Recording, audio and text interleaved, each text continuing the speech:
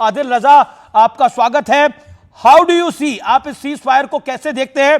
आपको मैं बता दूंगा, आप भारत के सबसे प्रतिष्ठित कार्यक्रम पे इस समय लाइव और एक्सक्लूसिव है। सबसे प्रतिष्ठित कार्यक्रम में आप लाइव और एक्सक्लूसिव हैं और news 18। My straight question to you, आप इस सीज फायर को कैसे देखते हैं? देखें आदिल, राजा मेरा नाम है, राजपूत हूं मैं। हमेशा मुझे अपने हिंदुस्तानी दोस्तों को ये बात बतानी पड़ती है, लेकिन चलें फॉरगेट अबाउट इट। देखें, ये तो an eye for an eye will leave the whole world blind, ये गांधी जी ने कहा था। तो ये जो इस वक्त जंग में दोनों तरफ जो नुकसान हो रहा है वो किसका हो रहा है? आम इंसानों का हो रहा है, हिंदुस्तानियों का, पाकिस्तानियों का, कश्मीरियों का। खास तौर पर दोनों तरफ कश्मीरियों का नुकसान हो रहा है। तो अगर वो शुक्रिया बोल रहे हैं तो वो चलें, वो एक अलग बहस है। लेकिन मैं आपको एक बात जरूर बताऊं कि ये सीज फायर जो है ये तो अमेरिकन ने ब्रोकर कराया है। ये हिंदुस्तान और पाकिस्तान की जो जंग, वॉर लाइक सिचुएशन जारी थी, इसमें फायदा किसका हुआ है और नुकसान किसका हुआ है? फायदा हुआ है Chinese military industrial complex, billions of dollar जो है उनके शेयर्स चढ़ गए हैं। आप लोग यहाँ पे जो अपने नारे मार रहे हैं, पाकिस्तान वाले कह रहे हैं हम जंग जीत गए, हिंदुस्तान वाले कह रहे हैं हम जंग जीत गए। असल में फायदा किसका हुआ है और नुकसान किसका हुआ है, जरा उसके बारे में भी तो सोचिए, उसके बारे में भी तो बहस कीजिए कभी। मतलब कि ठीक है जो कुछ, और जब जहां तक ताल्लुक है इस मामले के शुरुआत का, तो मैंने बड़ी जो है वो पाकिस्तान के अंदर गद्दारी के अपने ऊपर फतवे लगवाए। लेकिन मैं I stand by what I reported कि आसिम मुनीर ने ये काम इसलिए किया था कि पाकिस्तान के अंदर जो है वो तमाम तर बहस जो है, जो कौमी बयानिया है, नेशनल नैरेटिव है, वो ये चल रहा था कि हकीकी आज़ादी, जमहूरियत और ये फौज का जो पाकिस्तान के ऊपर 75 साल का कब्जा जर्नैलों का है, ये खत्म होना चाहिए। तो उन्होंने तो बड़ा जो है वो सक्सेसफुली उस बयानिए का रुख जो है वो पाक भारत जंग की तरफ मोड़ दिया। और हर तरफ जो है वहां पे मिलिट्री जिंगोइज्म चल रहा है, सिर्फ यहाँ पे भारत में भी और पाकिस्तान के अंदर भी। और आसिम मुनीर जब तक वहां पे आर्मी चीफ है, अगर आपको लग रहा है कि यमन देरपा होगा या ये काम इसी तरह चलता रहेगा, तो ये आपकी बहुत बड़ी भूल है, गलतफहमी है। ये आसिफ मुनीर का मैं बैकग्राउंड आपसे जानना चाह रहा हूं। क्या आसिफ मुनीर जिस तरह का धार्मिक रिलीजियस वेनम स्पेल आउट कर रहा है, जिस तरह की धार्मिक गंदी बातें करने का प्रयास कर रहा है, ऐसे किसी आर्मी चीफ को हमने वर्ल्ड वाइड नहीं देखा है। लेकिन ये उनको सूट करता है ना, उनके पॉलिटिकल नैरेटिव को सूट करता है। पाकिस्तान में आर्मी चीफ थोड़ी होता है, वो तो बॉस होता है, वो तो सुपर किंग होता है ना जी। 75 साल से सुपर किंग है। अयूब खान ने अपने लिए पाकिस्तान आर्मी एक्ट में आर्टिकल 199 डाला था, जिसके तहत वो किसी भी फौजी अफसर को जो आवाज उठाए, मेरी तरह मेरा गायबाना कोर्ट मार्शल कर दिया गया। आसिम मुनीर साहब ने मेरा गायबाना कोर्ट मार्शल कर दिया क्योंकि मैं सच बोलता हूँ। 14 साल मुझे सजा सुना दी क्योंकि मैं सच बोलता हूँ। अभी यहाँ पे गायबाना, मैं यहाँ पे यूके जी मैं हूं, मेरा तमाम असासे जब्त करके यहाँ पे मुकदमे करवा के, पूरा अपना टिल का जोर लगवा के मेरे खिलाफ यहाँ पे यूके में काउंटर टेररिज्म लॉज के मुकदमे बनवा के मुझे गिरफ्तार करवा के, डेफेमेशन लॉज के मुकदमे, आईएसआई ने पाकिस्तान की तारीख में पहली दफा अपने एक एक्स ऑफिसर के ऊपर मुकदमे कर दिए। क्यों? क्योंकि सच बोलना इनको पसंद नहीं है। इन्होंने नया कानून पास किया। लेकिन आज आप सच बोलिए, आज आप सच बोलिए कि भारत के, आपके तो वहां पर सोर्सेस होंगे, भारत के हमलों के बाद जो भारत ने हवाई पट्टियों पे हमला किया, सैन्य ताकतों पे हमला किया, क्या वाकई पाकिस्तान की आर्मी को बड़ा झटका लगा द वे इंडिया रिटेलिएटेड?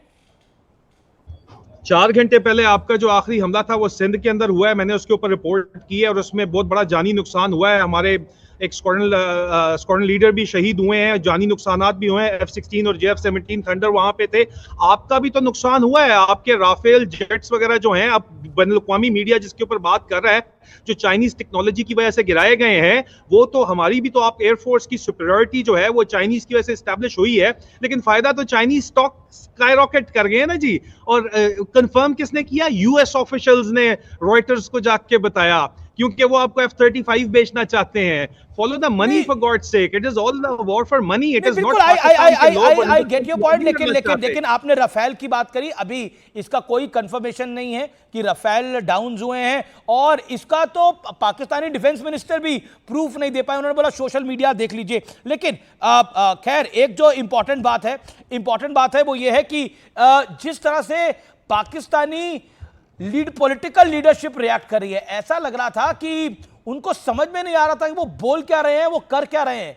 फौज जैसा करवा रही थी वो वैसा कर रहे थे। पाकिस्तानी पॉलिटिकल लीडरशिप चपरासी है साले, अर्दली है यार। पाकिस्तान का इमरान खान ने नाम दिया है वजीर आजम पाकिस्तान को, अर्दली। चपरासी है ये, चपरासी इन जर्नैलों के। ये आपके ख्याल में ये कोई लीडरशिप है यहाँ की? इनको जो जर्नैल जीएचक्यू लिख के देते हैं वो बोल देते हैं, यार क्या बात, आपको पता तो है अच्छे तरीके से कि पाकिस्तान चलाता कौन है।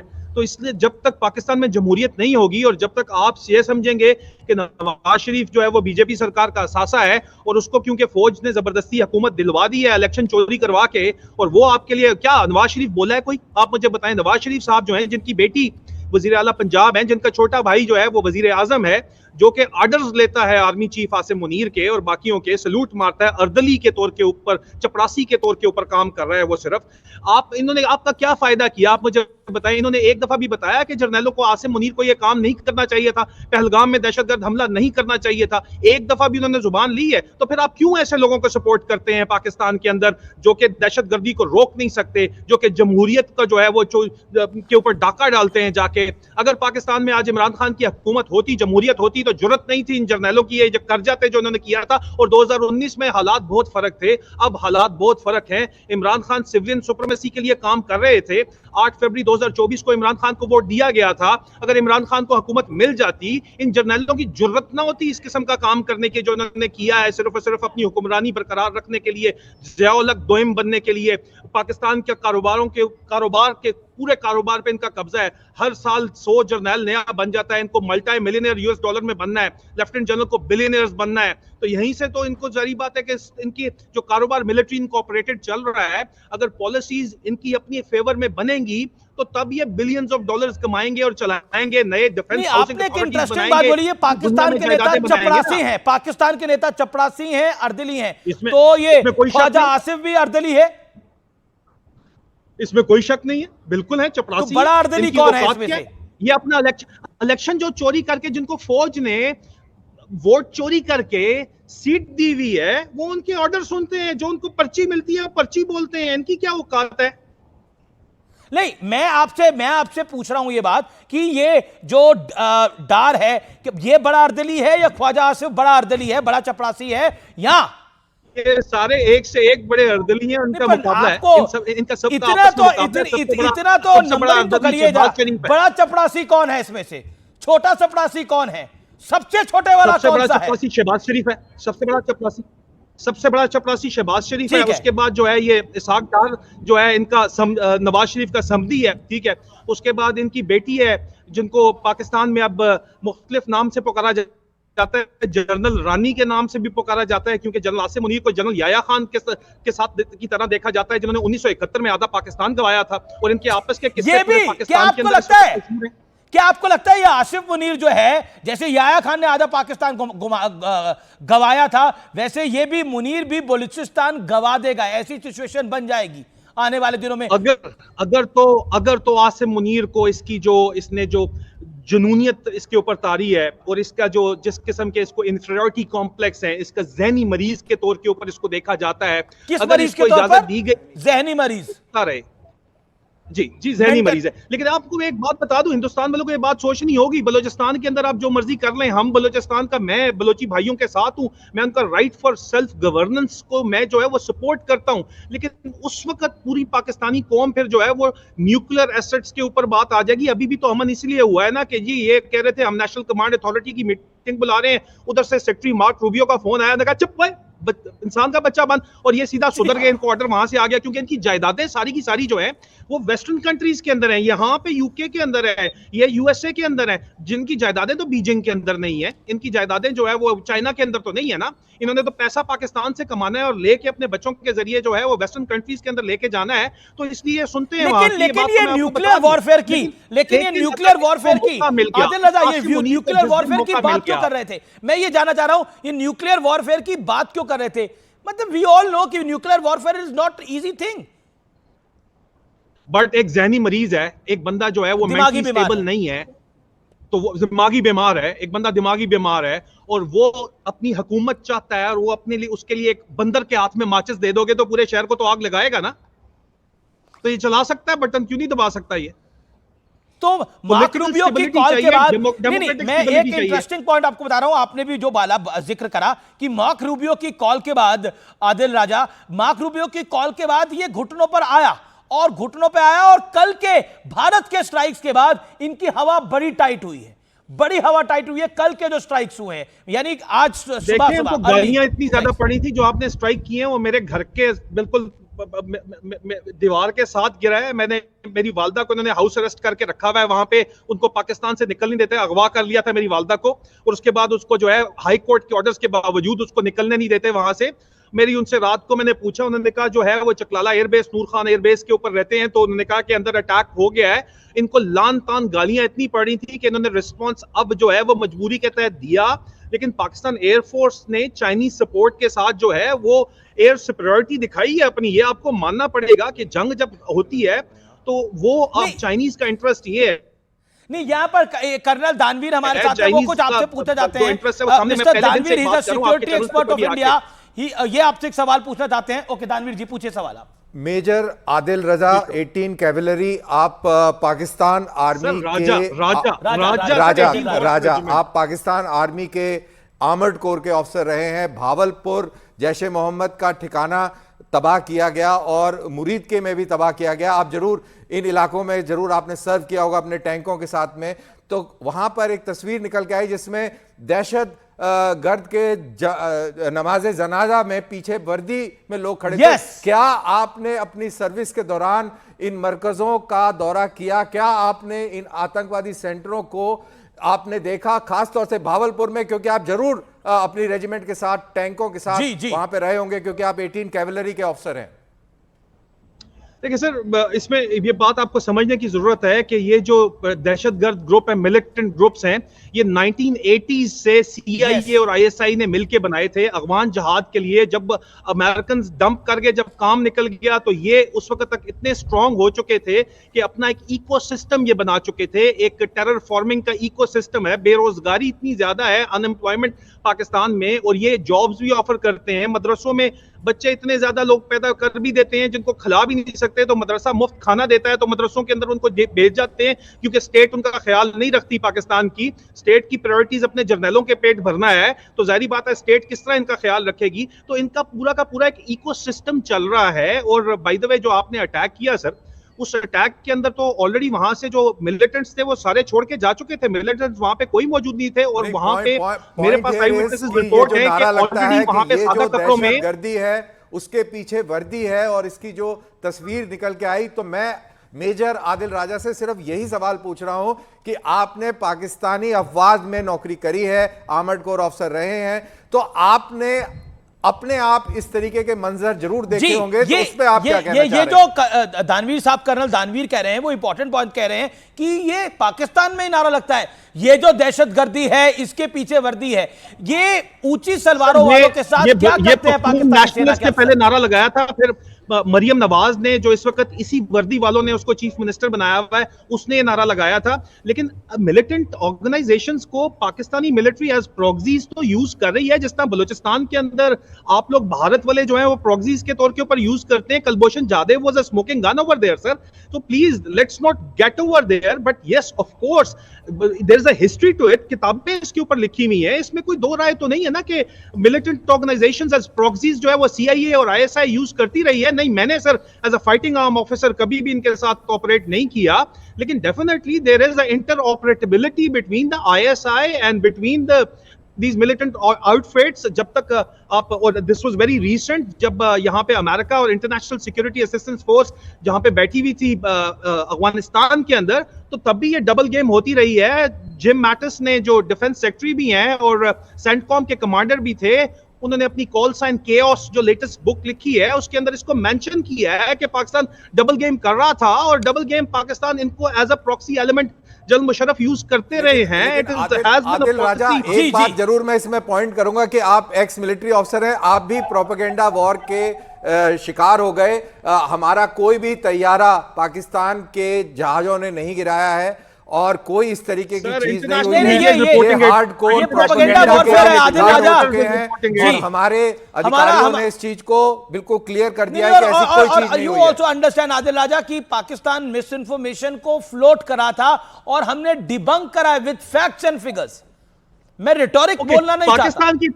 पाकिस्तान की इतनी नहीं है पहुंच के वो कर रहा था, चाइना कर रहा था, ये मैं मान सकता हूं कि Chinese defence Chengdu air weapon complex के शेयर बिलियंस ऑफ डॉलर चढ़ गए हैं, ये मैं मान सकता हूं, लेकिन सर पता चल जाएगा, ये इतना ज्यादा दूर तो नहीं है, इस तरह की चीजें छुपी नहीं रह सकती, पता चल जाएगी।